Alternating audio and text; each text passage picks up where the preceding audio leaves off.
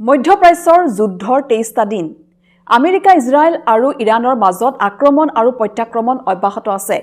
এইবাৰ যেহেতু আমেৰিকা আৰু ইজৰাইলে ইৰাণৰ বিমান ঘাটি লক্ষ্য কৰি লৈছে আৰু দক্ষিণ পশ্চিম ইৰাণৰ কুজেস্তান প্ৰদেশৰ ডেছফুলত আক্ৰমণ কৰিছে আমেৰিকা আৰু ইজৰাইলে। আৰু তাৰ পাছত কিন্তু শান্ত হৈ বহি থকা নাই ইৰাণো।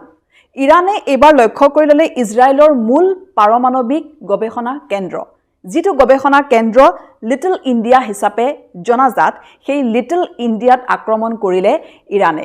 আৰু এই আক্ৰমণৰ ফলত 100ৰো অধিক লোক গুৰুতৰভাৱে আহত হৈছে। যেটো বেলিষ্টিক মিসাইল, ইৰাণৰ বেলিষ্টিক মিসাইলৰ আক্ৰমণত এক প্ৰকাৰ যিখন ডিমুনা চহৰ আছে, সেই ডিমুনা চহৰখন সম্পূৰ্ণৰূপে ধ্বংসস্তূপত পৰিণত হৈছে আৰু যাৰ ফলত 100ৰো অধিক লোক গুৰুতৰভাৱে আহত হৈছে। আৰু এইদৰে এতিয়া এই 23 দিন ধৰি আমেৰিকা ইজৰাইল আৰু ইৰাণৰ মাজত যুদ্ধৰ যি পৰিৱেশ অব্যাহত আছে, আক্ৰমণ প্ৰত্যাক্ৰমণ অব্যাহত আছে, যাৰ এতিয়া ফল যেহেতু ভোগ কৰিব লগা হৈছে সমগ্ৰ বিশ্বৰ অৰ্থনীতিত এতিয়া প্ৰভাৱ পৰিছে মধ্যপ্ৰাচ্যৰ এই যুদ্ধৰ।